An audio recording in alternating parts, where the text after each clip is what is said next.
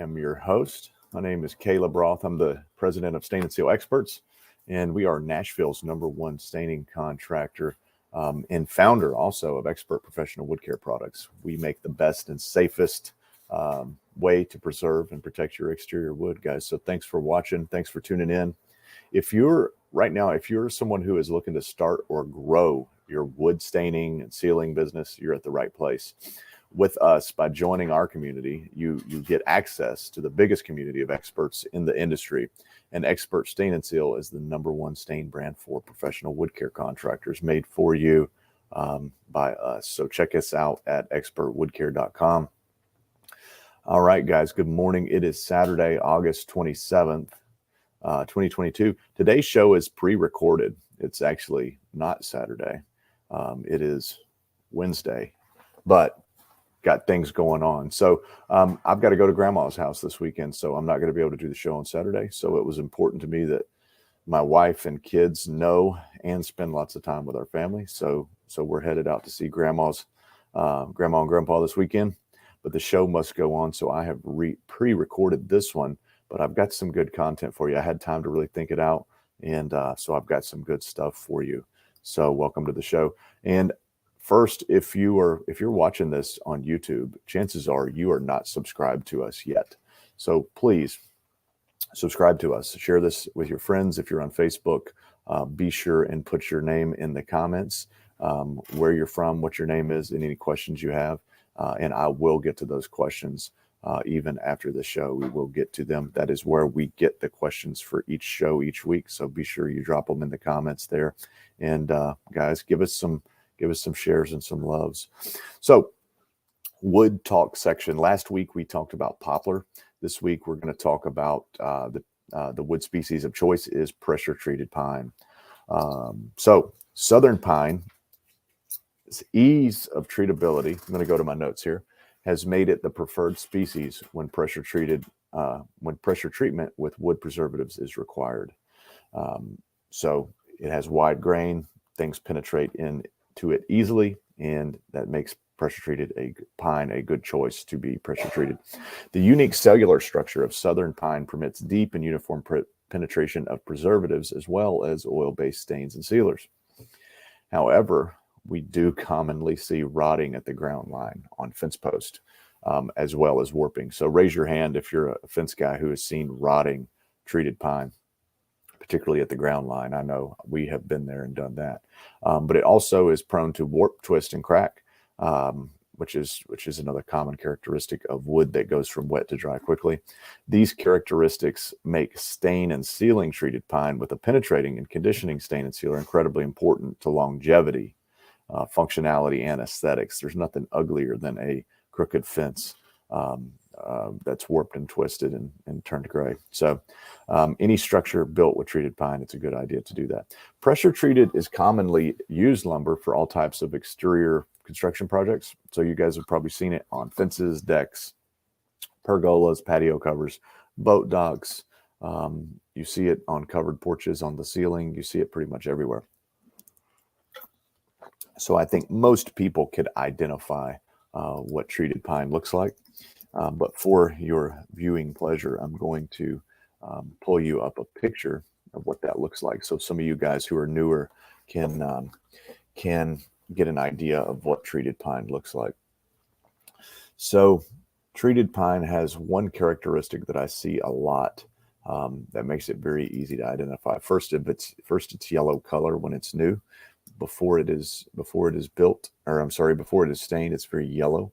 But also there's a very unique, with new growth treated pine, there's a very unique grain structure that you see over and over, and particularly with the knots. So let's go to a screen share, and here we go. And we're going to share Chrome tab right here. We go.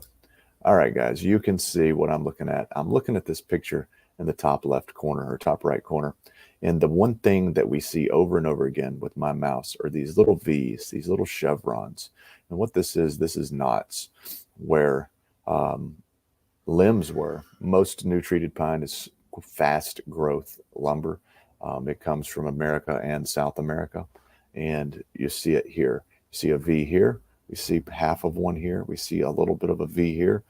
Over here, we have this V pattern over and over and over and over. So even if treated pine has turned gray, you tend to be able to see it. So let's see here. This is cedar. I don't know why that's listed here, but here is another treated pine picture.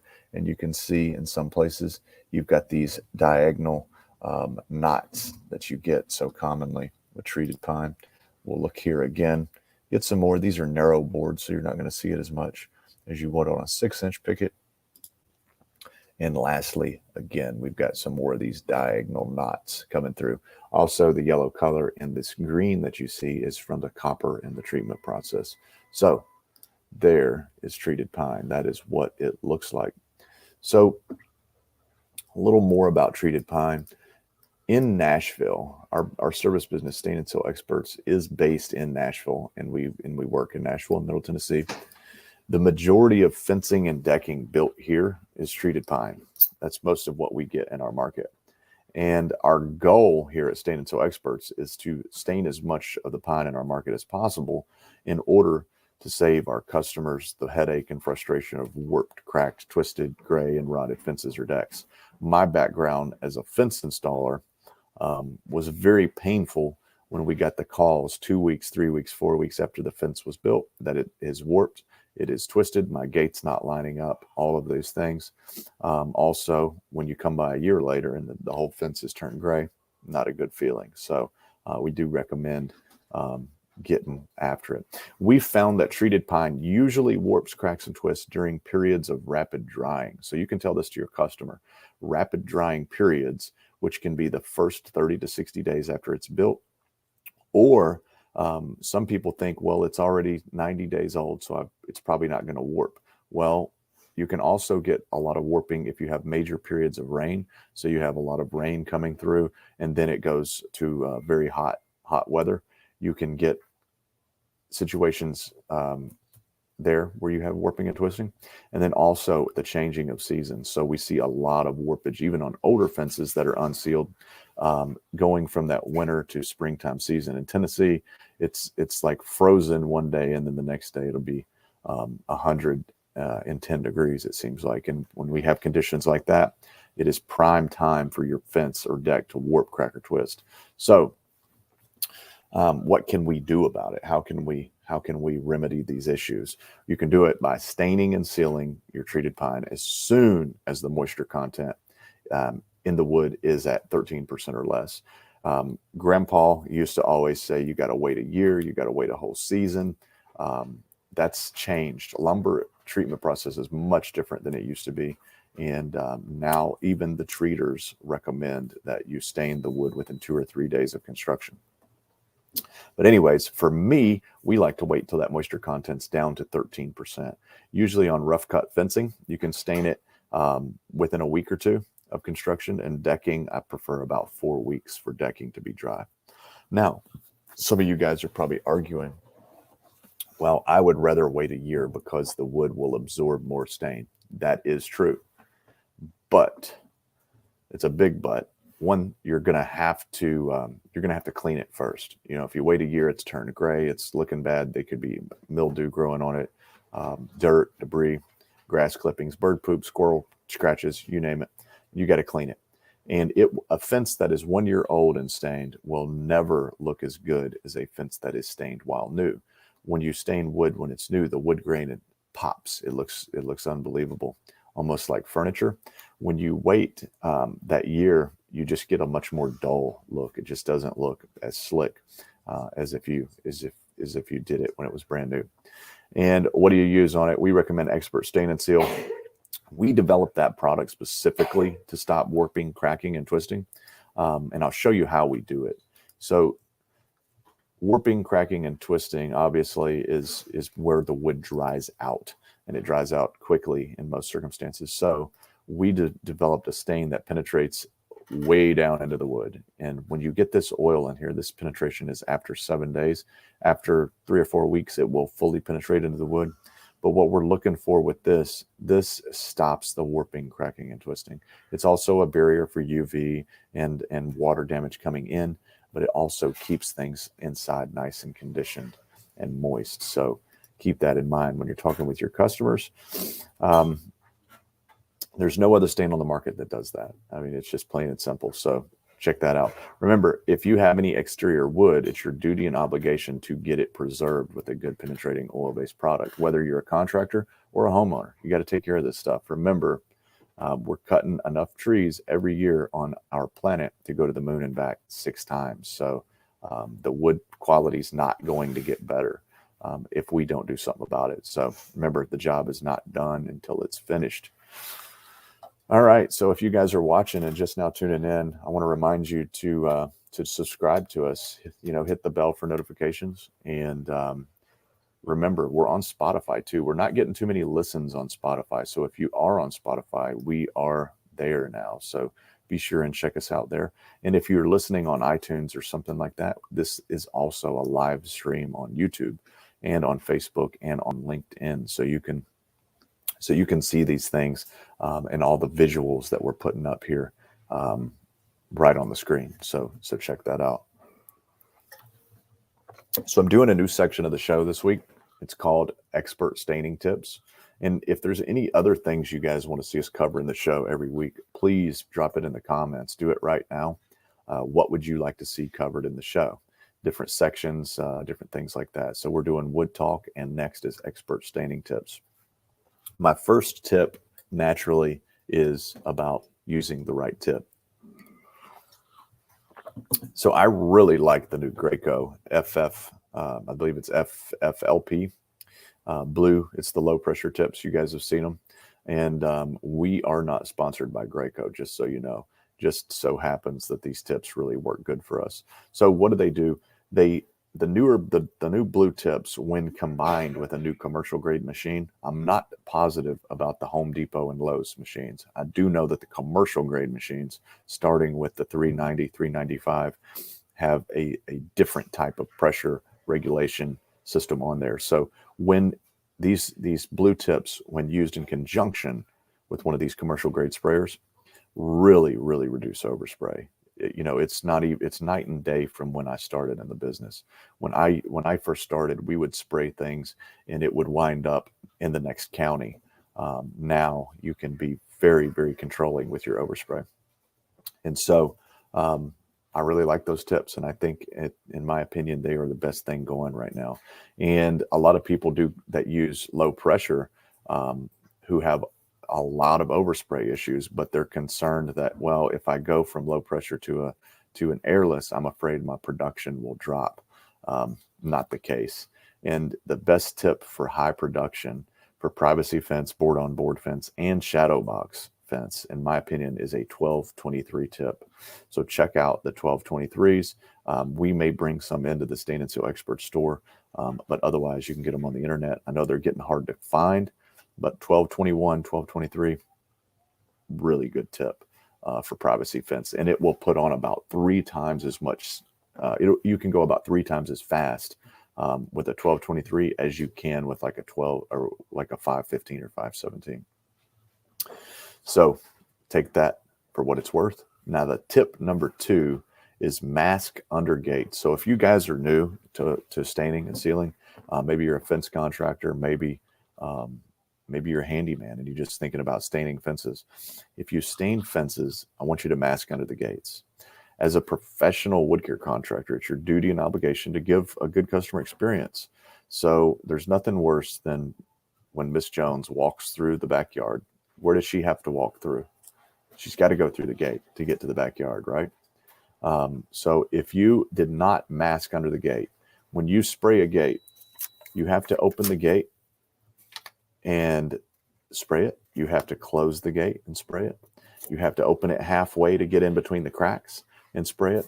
And what you end up with is 3 or 4 places of major overspray underneath the bottom of the gate, which typically is sometimes on unlevel ground. It is also sometimes on wet, muddy ground.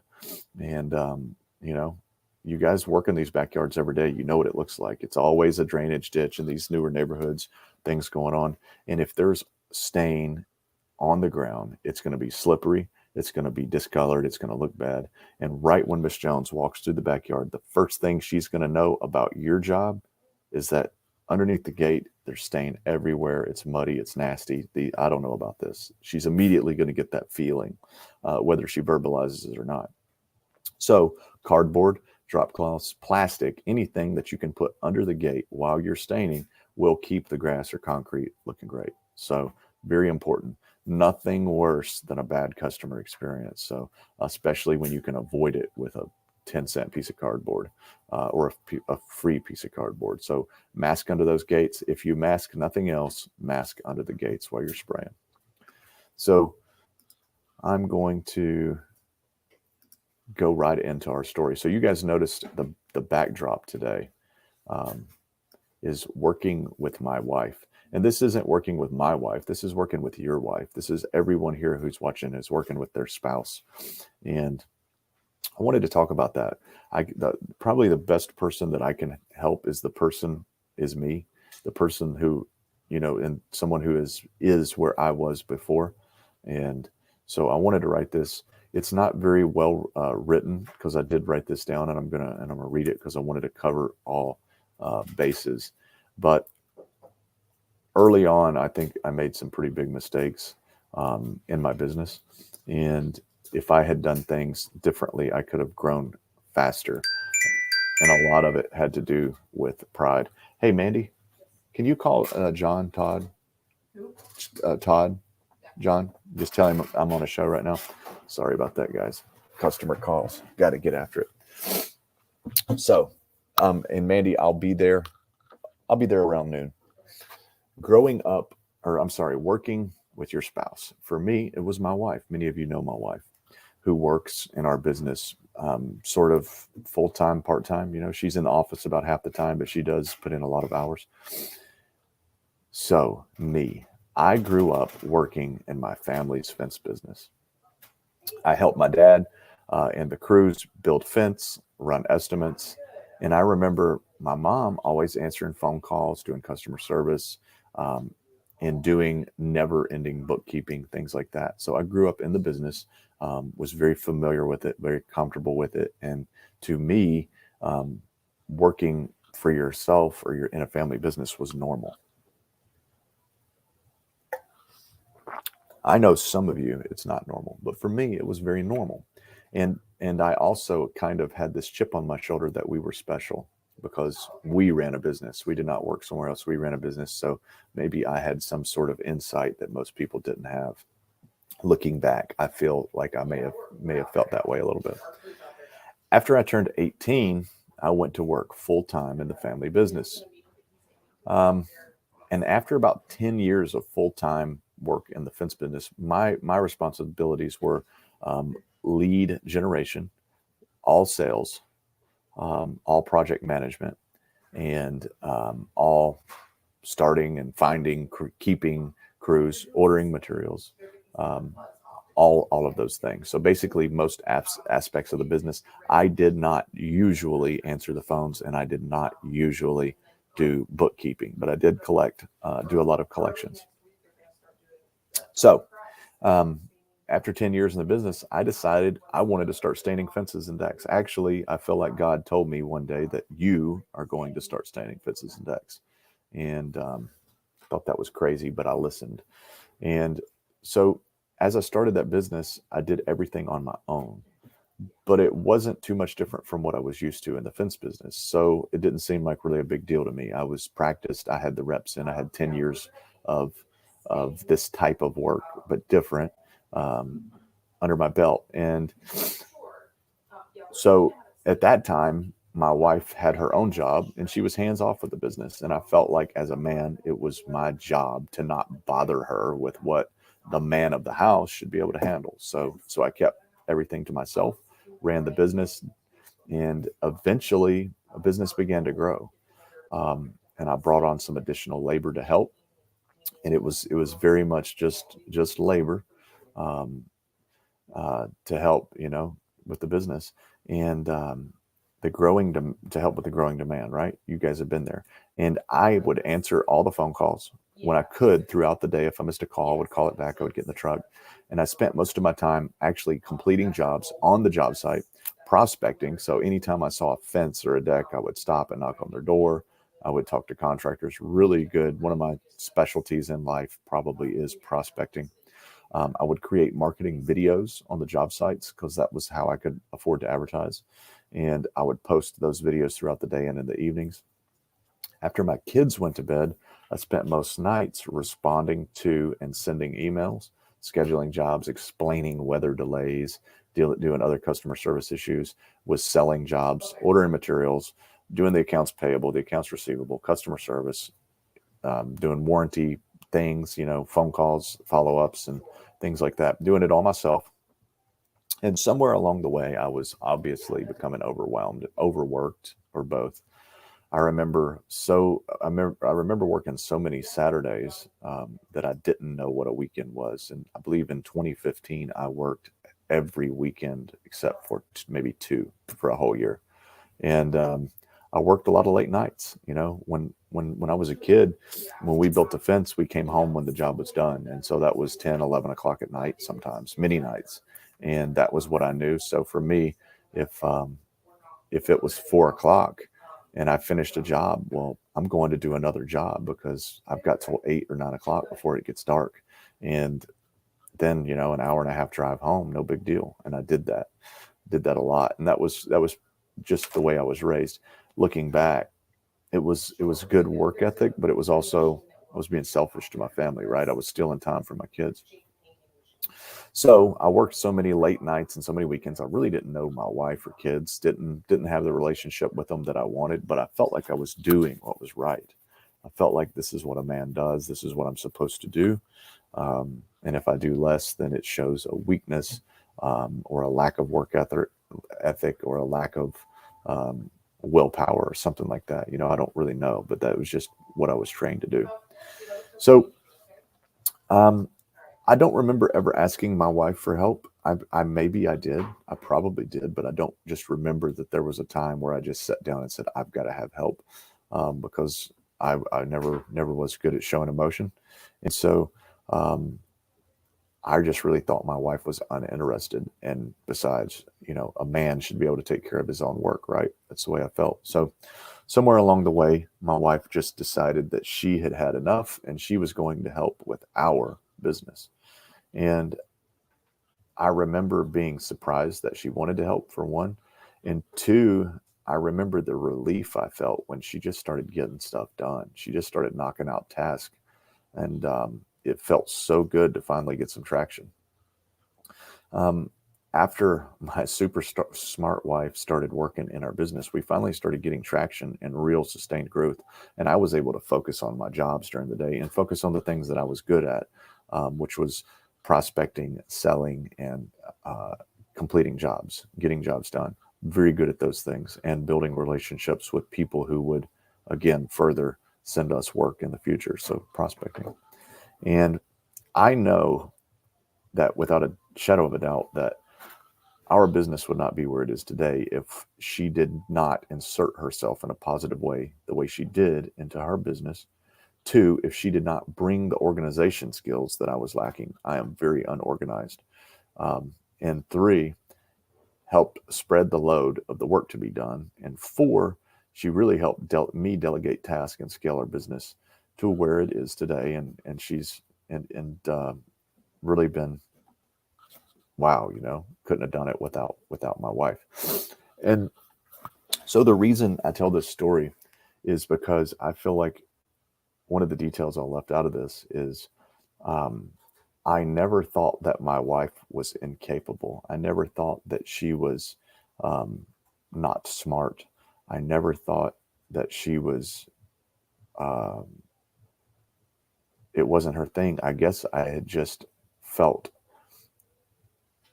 like she wasn't interested and it would be rude to ask my wife to help, So I want to just get some of you guys that are watching this, who are overwhelmed, who are right where I have been, who don't know what to do, who's doing all the work. You may be surprised to find that your wife will help you. is interested in helping you. You may be surprised to find that she's a lot better than you at many things. And so I think it would be wise for you, one, to share this video with your wife or your spouse. And, but most importantly, I think it would be good to ask their opinion about what they're doing. I think so many guys hold all this in and feel like they got it all under control when, but you're not fooling yourself, right? Most everything I did, I had no clue. I would just go do it and figure out along the way. And I think many guys are like that. And so getting some help from someone that you can be vulnerable with, like your wife, I think is a great start to scaling your business, and it will help you. So a few things that I recommend for husband and wife teams, and some of these are going to be a little redundant, but I'm going to go over them anyways. Number one, you must be each other's cheerleader no matter what. So even if you're not helping in the business, if you're not a cheerleader for your spouse who's out doing their own business, it's not going to work for them. If you want your children to be fed, you've got to be a cheerleader for your husband, for your wife, for your spouse who's out doing the thing in the small business. Two, you must not have pride. If you need help, you must ask for it. Even if you don't think you need help, just ask for help anyways. Say, hey, look at what I'm doing. What could you do? What could I do better? Ask for help. Number three, be honest. If your spouse asks you for help and you are just really not the right fit for this, if you're not the doer that your spouse needs, help them find one. Maybe you have some friends. Maybe you know somebody that can help. Number four, I hear this one a lot, and this one just drives me insane. A spouse that refers to their significant other's business as their little bit, as their little business, as their thing that they do. It's just their little business. That hurts when you say that to someone, specifically a spouse. So my wife never, ever, ever said that. And it would have probably ripped my spine out if she did. But I hear it all the time from other people. Never refer to your spouse's business as a little business.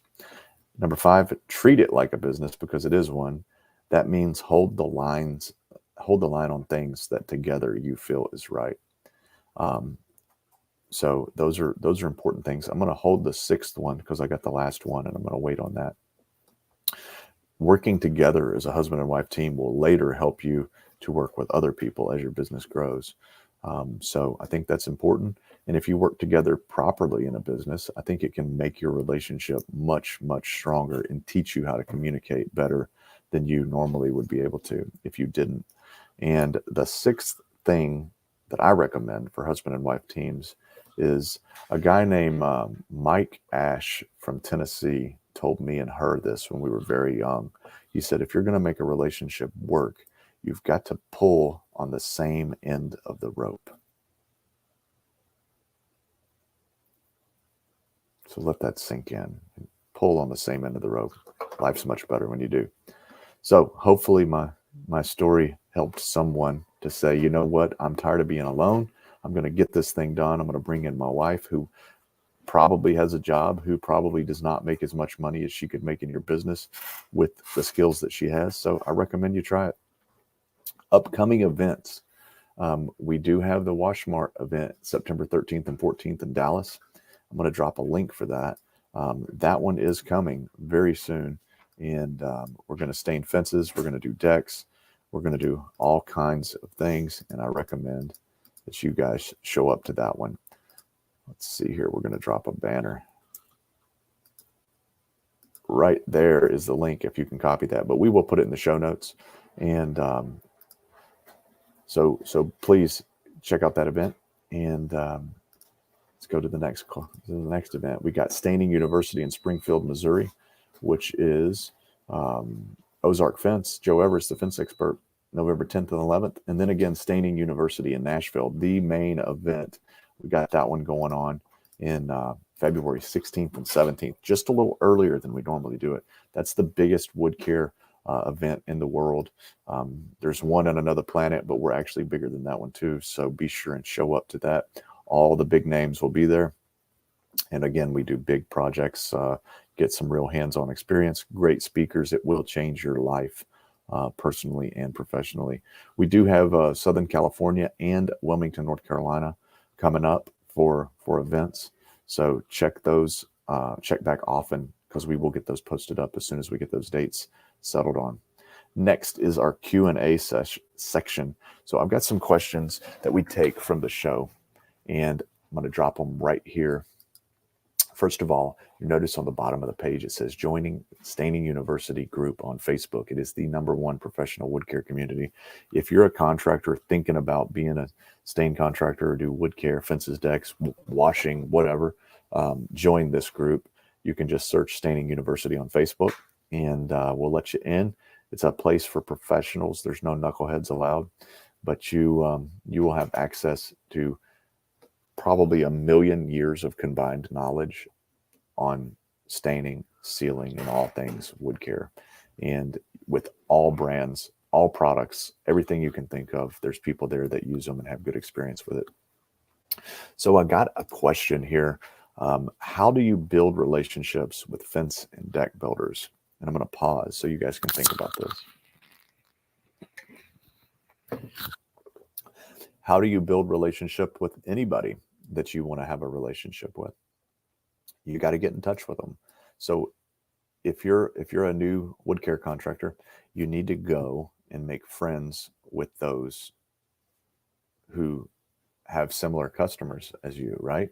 So anybody who builds a new wooden fence for someone, their customers are your customers. Anybody who builds decks out of wood, their customers also would be your customers.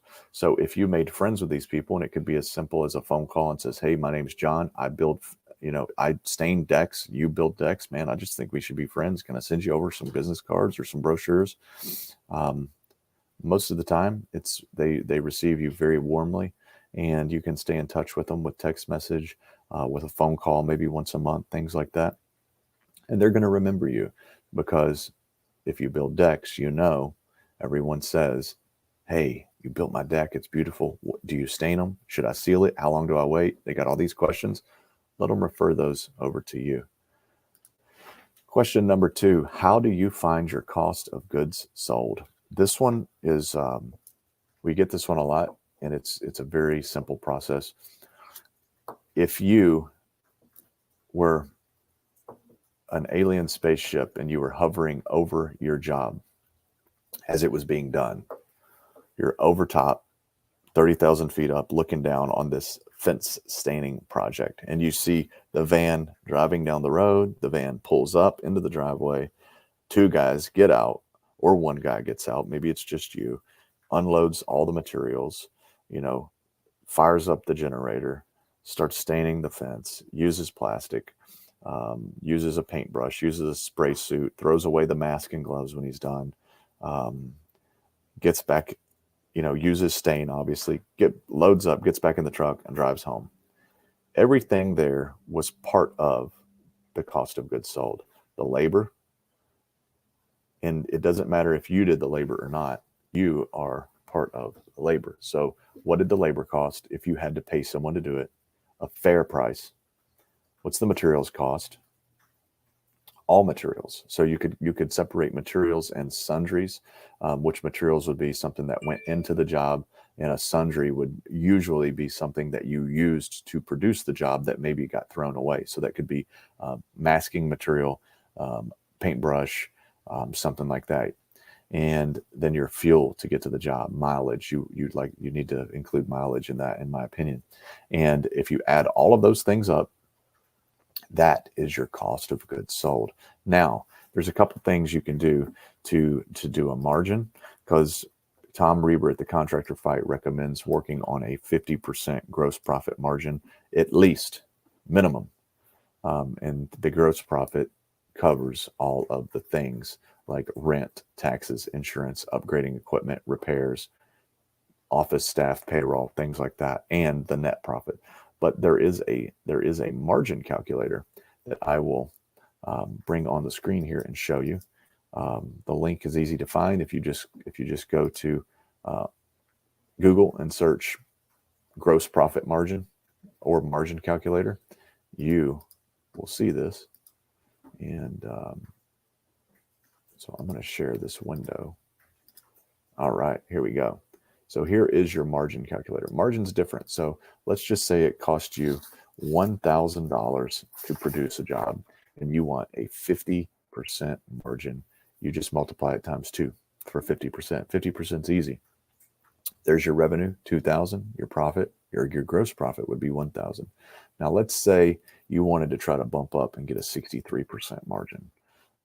The change, 13% made a huge increase in profit. A 13% increase in gross profit or in margin made almost what a 170% on the gross profit. So a 70% increase just by 13% more margin.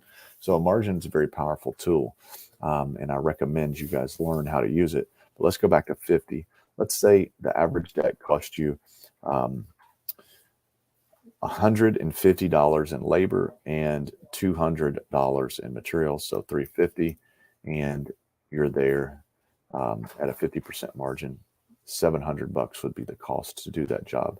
Let's talk again about that. 63% gross profit margin would be $945 would be what you charged, and gross profit would be $595.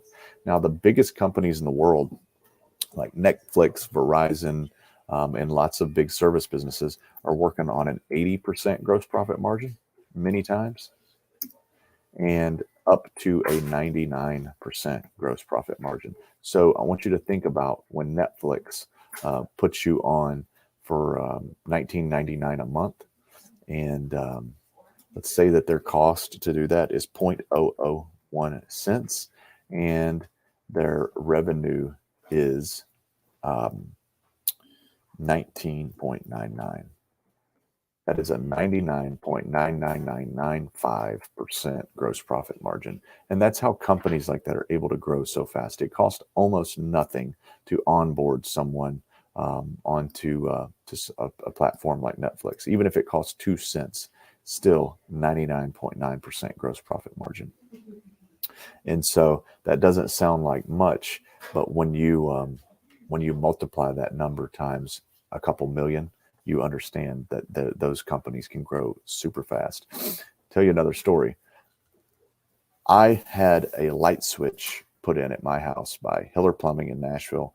It's about a couple $100 million heating and cooling and electrical company. They came in. I'm going to say that they had $77 in labor plus a